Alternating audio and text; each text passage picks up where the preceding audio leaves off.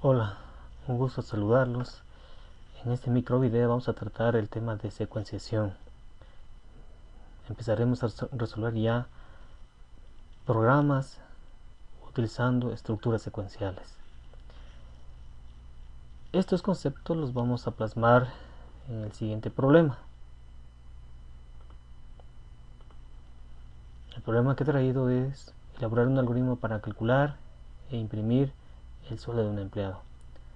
Vamos a desarrollar el algoritmo como también el programa en Java. Vamos a analizar las dos partes. Vamos a tomar como base el algoritmo para luego llegar a nuestro programa ya codificado. No está de más recordarles las fases que debemos tener presente para poder resolver un problema. Empezamos con una fase de definición del problema, que sería calcular el sueldo de un empleado. La fase de análisis, en el cual analizamos las salidas, las entradas que disponemos y el proceso que vamos a seguir. El proceso que vamos a seguir sería a través de esta fórmula: sueldo es igual a horas trabajadas por cuota por hora. Ahora, lo que viene a continuación es la forma como se ha resuelto este problema, primero utilizando mini especificaciones y luego pseudocódigo. Mini especificaciones que ustedes ya lo habrán estudiado en la materia de lógica de programación. La idea de esto de aquí es para que observen que lo que acaban de estudiar o que estudiaron en lógica de programación no se desvincula de lo que vamos a hacer en nuestra materia, que es resolver problemas con pseudocódigo. Entonces vamos a utilizar eso como referencia para los problemas que se tengan que resolver. Esta fase es la de diseño.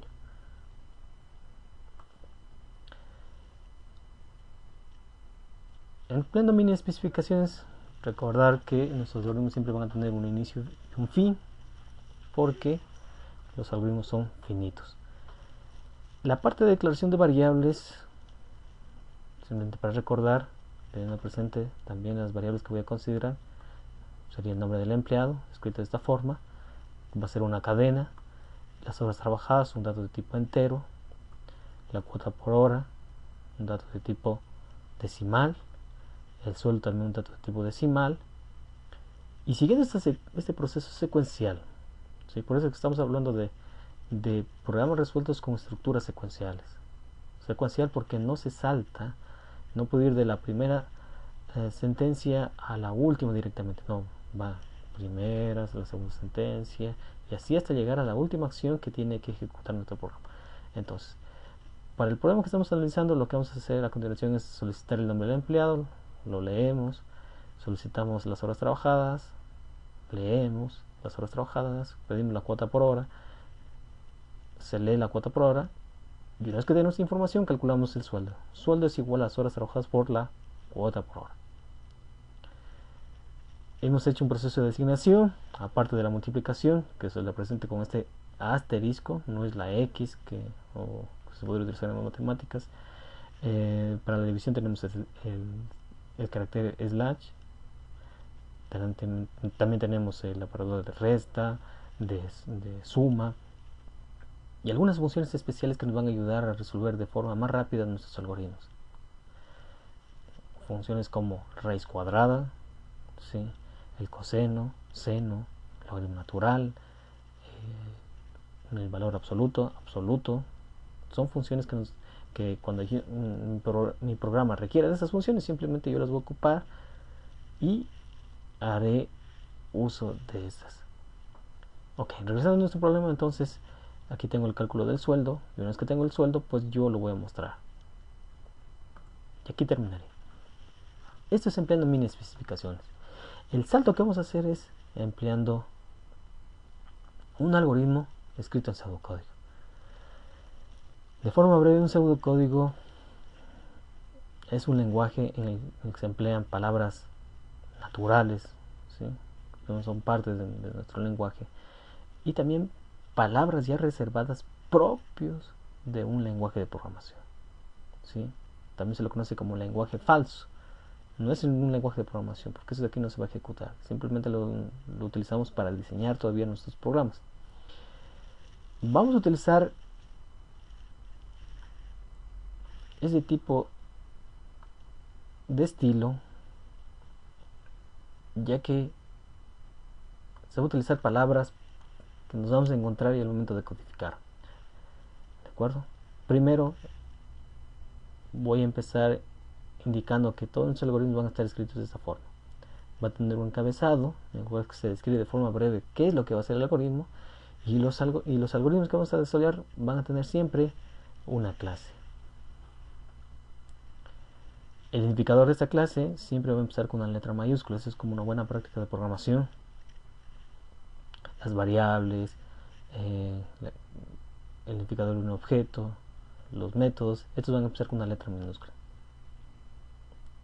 Vale la pena tener presente esto, porque al momento que ya codifiquemos o revisemos código de algún otro desarrollador, si es que mantiene este mismo estilo, es fácil identificar qué es.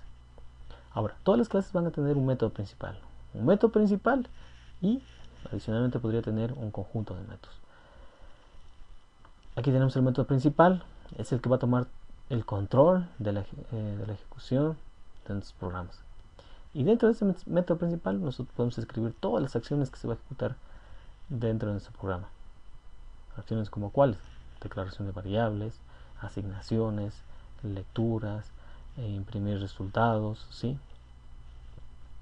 Entonces veamos estas declaraciones. Puedo tener declaraciones de variables o constantes. Las variables siempre van a estar acompañadas, al menos que las vayamos a definir, siempre van a estar acompañadas de un tipo de dato. Tenemos aquí el identificador y separado por otros dos puntos el tipo de dato. En este caso es cadena. Tenemos datos de tipo cadena, de tipo real, de tipo entero, booleano, de tipo carácter, ¿sí? Para el problema entonces tenemos nombre de empleado, cadena, horas trabajadas de tipo entero, cuota hora sueldo de tipo real. Entonces miren, si yo tengo varias variables que son de ese mismo tipo, lo podría agrupar de esta forma. No habría ningún problema en entender qué es lo que quiero hacer. En este caso yo quiero decir que la cuota hora y el sueldo son de tipo real. Una vez que tengo esta información, voy a solicitar el nombre del empleado, el número de horas trabajadas y la cuota por hora. Aquí en su código lo puedo hacer de esta forma, se entiende qué es lo que quiero hacer, y a continuación, siguiendo el orden tal como lo analizamos en las mini especificaciones, sería leer esta información: nombre del empleado, horas trabajadas y la cuota por hora. El siguiente paso sería calcular el sueldo. Es la misma fórmula. Y luego vamos a leer el resultado. Aquí lo tienen. Muestra el nombre del empleado separado por esta cadena, y por último se añade el valor del sueldo.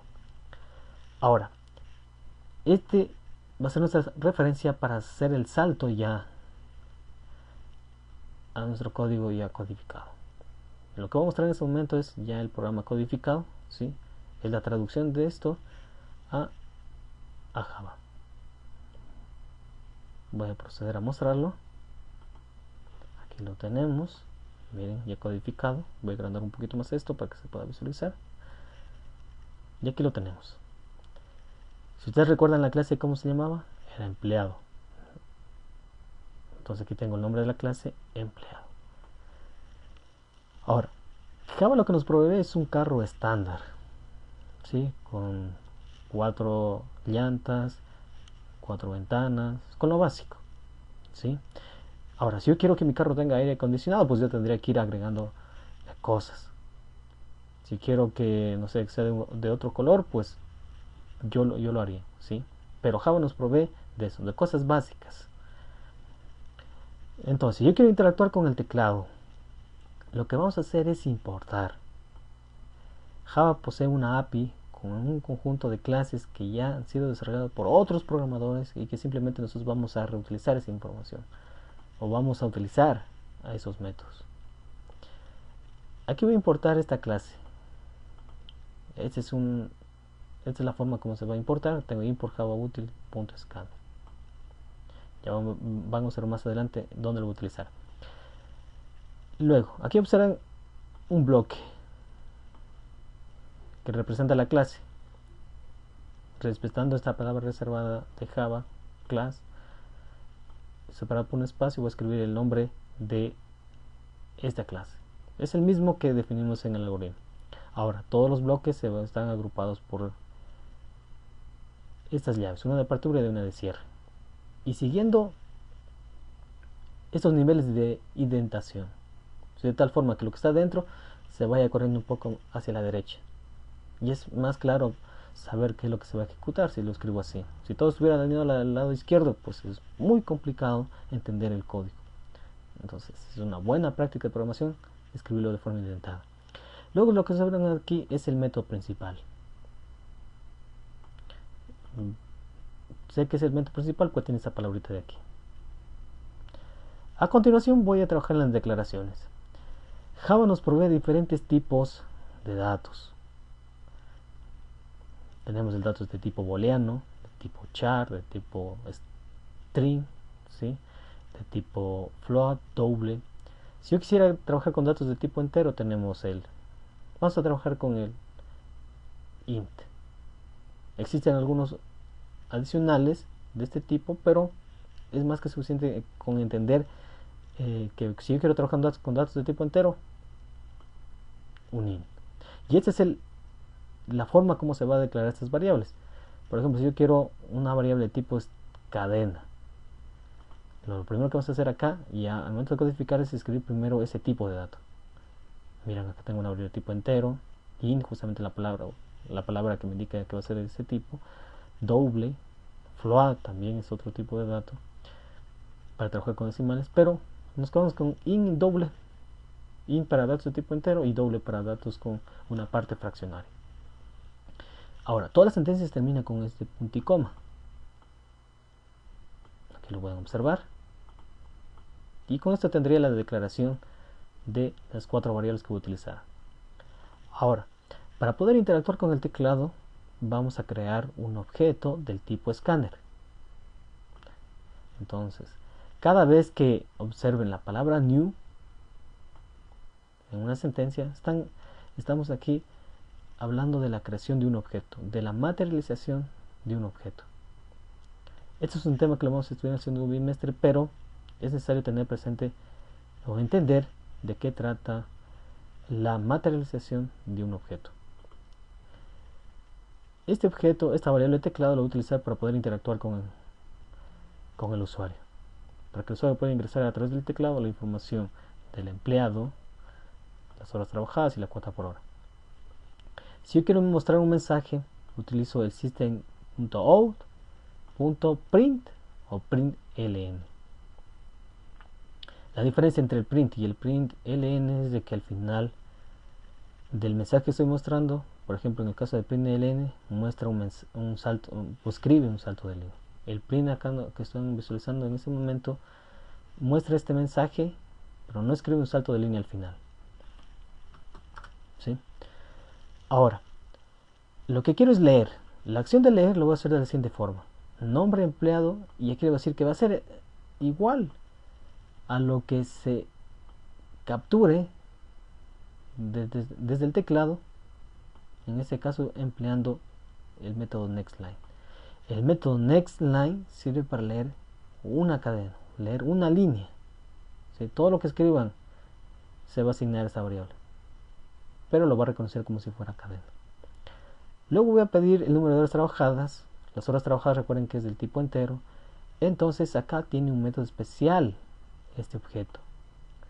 Es el nextIn, que me va a permitir leer esto de aquí. Luego voy a pedir la cuota por hora. La cuota por hora, recuerden que es un dato de tipo doble. Entonces aquí debería escribir, voy a corregir esta parte de aquí, sería next doble. Lo anterior era si fuera cuota hora del tipo float. ¿Sí? Luego calculamos el sueldo. Miren, es similar. Sueldo es igual a horas trabajadas por la cuota por hora, considerando que al final debo escribir un punto y coma. Todas las sentencias se escriben al final un punto y coma. Y por último voy a mostrar el resultado. Aquí lo tenemos, system.out.println. Recuerden que el ln lo que hace es mostrar al final de toda esta cadena que se va a generar aquí va a escribir un salto de línea. Entonces, Java nos dio un carro básico. Yo lo que acabo de hacer es crear un carro personalizado o un programa personalizado utilizando algunos recursos que ya vienen en Java. He utilizado la clase Scanner, ¿sí? Previamente importándola. Aquí lo tenemos. Y lo que voy a hacer, simplemente como demostración y para terminar ya este micro video, es ejecutar el programa. Damos clic derecho. Esta es una forma de hacerlo. Doy clic derecho en el archivo que lo tengo en mi proyecto. Espero que aparezca la ventana de resultado. ¿Sí? Esta ventanita de ejecución.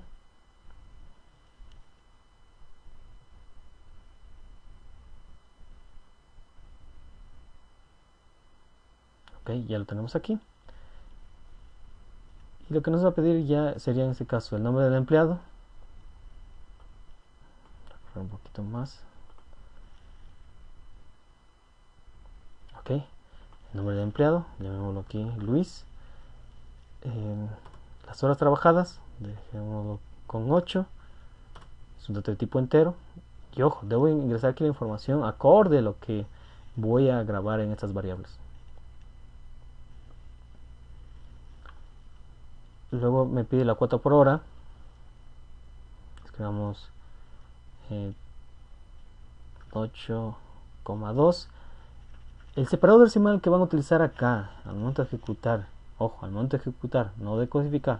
Al momento de codificar, si es que van a escribir este separador decimal, siempre va a ser el punto, pero acá al momento de ejecutar podría ser la coma o el punto dependiendo de la configuración regional de su computadora. Si yo ingreso aquí el 8.2, aquí va a marcar un error porque está configurado en mi caso para que lo reconozca con la coma. Doy enter y aquí debería mostrarme el sueldo. Entonces dice Luis, sueldo en 5.6. Yo lo podría personalizar un poquito más para que me muestre el signo de dólar. Entonces esto es como se ha resuelto utilizando las estructuras secuenciales. No se ha alterado el orden en cómo se va a ejecutando cada una de esas sentencias. Empiezo, por ejemplo, por la línea 9, luego pasaría por la línea 11, luego el 13 y así de forma secuencial hasta llegar a mostrar el resultado. Por eso se llama secuencial. Y aquí yo puedo utilizar funciones especiales como potencia, la raíz cuadrada, ¿sí? Todas esas funciones. Simplemente como demostración, ya saliendo por un momento de este problema, voy a mostrar la raíz cuadrada, por ejemplo, de un número. Para acceder a esas funciones, lo que se hace es escribir es match punto, y con la ayuda de la herramienta ustedes van a observar todas las funciones matemáticas. ¿Sí? Aquí lo tienen. Puedo utilizar la función POW. POW. Bueno, aquí se me agregó. Esto está de más. Ya, POW. Escribamos 2 elevado al cubo. Miren. Para que funcione esta función necesito la base y el exponente. También tengo la función sqrt que representa la raíz cuadrada, la función sin, la función cos. ¿De acuerdo? Si yo quisiera obtener la raíz quinta de 4, por ejemplo, sería 4 y aquí 1 dividido por 5. No existe una función especial para obtener raíces quinta. Para raíz cuadrada sí, sqrt. Pero si yo quisiera obtener de una raíz con un índice más elevado, sería 100. Hay que considerar aquí la parte matemática para hacer esto aquí. Pero hay que tener mucho cuidado con eso de aquí. En la mayor parte de lenguajes de programación, como Java, C o C++, si yo divido dos números enteros, lo que voy a obtener es otro número entero. Entonces no debería esperar que 1/5 me vaya a devolver un número decimal. No, aquí lo que me va a devolver es 0. 4 elevado a 0 pues sería 1. Entonces, para que tenga sentido lo que yo quiero hacer, que es obtener la raíz quinta de 4, debería ser 1 de estos real. Ya sea el numerador o el denominador del exponente que estoy enviando a esta función potencia.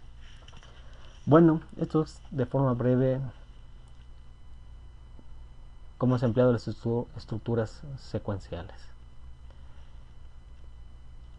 Muchas gracias.